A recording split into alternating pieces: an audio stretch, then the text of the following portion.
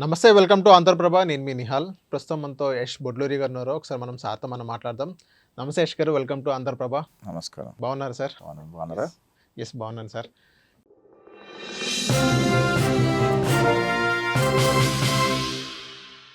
జగన్మోహన్ రెడ్డి గారు కానీ, వైఎస్ఆర్ టీమ్ కానీ, కూటమి మీద, కూటమి గవర్నెన్స్ మీద మొత్తం విషం చిమ్మే యోచనలో వీళ్ళందరూ ఉన్నారు. ఈ విత్ ప్రూఫ్‌తో సహా మీ అందరం చూపిస్తాను ఆంధ్ర రాష్ట్ర ప్రజలకి. వాళ్ళ దగ్గర ఎటువంటి సమాధానం లేకుండా డైవర్షన్ పాలిటిక్స్ చేస్తున్నారు అంటున్నారు. జగన్మోహన్ రెడ్డి రాజకీయం అంతా బట్ట గాల్చి మొహం మీద వేస్తాడు. మీరు తుడుచుకోండి అని అంటాడు. ఓకే. జగన్మోహన్ రెడ్డి ఏ రోజు కూడా ఈ రోజుకి 2019 ఎలక్షన్స్ అప్పుడు కూడా జగన్మోహన్ రెడ్డి ఏం చెప్పాడు ప్రజలందరికీ? ఒక్క ఛాన్స్ ఇవ్వండి అని అన్నాడు. సిపిఎస్ రద్దు చేస్తా అన్నాడు.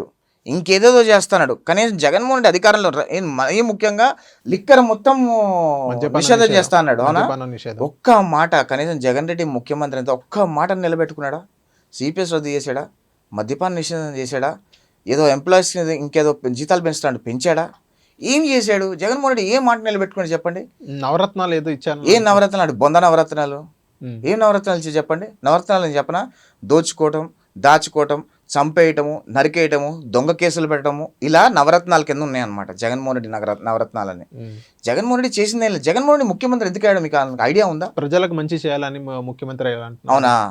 జగన్మోహన్ రెడ్డి ఆంధ్రప్రదేశ్ రాష్ట్రంలో గుప్త నిధులు, సహజ వనరులు, బాక్సైటు, లాటరైటు, థోరియము, టైటానియము, ఎర్రచందనము, ఇట్లా దేవుడు విగ్రహాలు, పాతబడిన ఎక్కడైతే భూలోకంలో ఉన్న గుప్త నిధులు, ఇవన్నీ కూడా దోచుకోవడానికి మాత్రమే జగన్మోహన్ రెడ్డి ముఖ్యమంత్రి అయ్యాడు. మీకు తెలిసి ఆంధ్రప్రదేశ్ రాష్ట్రం మీద 10 లక్షల కోట్ల రూపాయలు అప్పు చేసి ఆయన కొంత డబ్బు దొబ్బేసాడు అని మీరు అనుకుంటున్నారేమో. కాదు, దానికంటే బిగ్గర్ గేమ్ ఇంకా చాలా పెద్దది ఉంది. చాలా పెద్దది ఉంది. లిక్కర్ స్కామ్ ఒకటే 2,000 కోట్ల రూపాయలు బదర్. లిక్కర్ స్కామ్ ఒకటే 2,000 కోట్ల రూపాయలు. అలాంటి 100 కోట్ల రూపాయల స్కామ్ చేస్తేనే కవిత 6 నెలలు జైల్లో ఉండొచ్చింది. అరవింద్ కేజ్రీవాల్ 6 నెలలు జైల్లో ఉండి పవర్ పోయింది. ఓకే.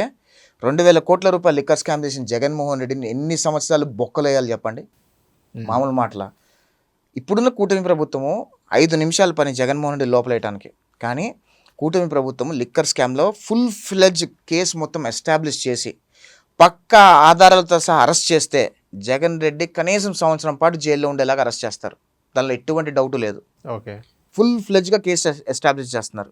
మీరు ఒక ఎగ్జాంపుల్ చెప్తా. పోసాని కృష్ణమురళి, వల్లభనేని వంశీ, బోరుగడ్డ అనిల్, నందిగమ్మ సురేష్, వీళ్ళందరి మీద కూడా వీళ్ళు చేసిన అరాచకాలు అన్నీ కూడా కూలంకుషంగా ఫుల్ ఫ్లెడ్జ్ ఎస్టాబ్లిష్ చేసి కోర్టు ముందు పెడితే కోర్టు బెయిల్ కూడా ఇవ్వలేని పరిస్థితి. ఒక్కొక్కడు 3 నెలలు 4 నెలలు జైల్లోనే ఉన్నారు కదా సార్. కానీ రెడ్ బుక్ అని అంటున్నారు జగన్మోహన్ రెడ్డి గారు. రెడ్ బుక్ అంటే జగన్మోహన్ రెడ్డి భయపడుతున్నాడు.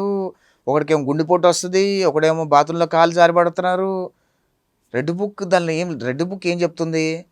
ఎవడెవడైతే రాజ్యాంగానికి విరుద్ధంగా పనిచేశారో, ఎవడెవడైతే చట్టాన్ని చేతిలోకి తీసుకున్నారో వాళ్ళకి మాత్రమే రెడ్ బుక్ వర్తిస్తుంది. ఓకే. వెరీ సింపుల్గా ఏ అధికారైనా, ఏ పొలిటీషియన్ అయినా చట్టాన్ని చేతిలో తీసుకున్నా, అధికార దుర్వినియోగం చేసినా, రాష్ట్ర ఖజానా దొబ్బేసినా, రాష్ట్రంలో సహజ వనరులు దొబ్బేసినా, స్కాములు చేసినా, ఎటువంటిది ఏం చేసినా సరే రెడ్ బుక్ అమల్లోకి వస్తుంది. పీరియడ్. Very simple.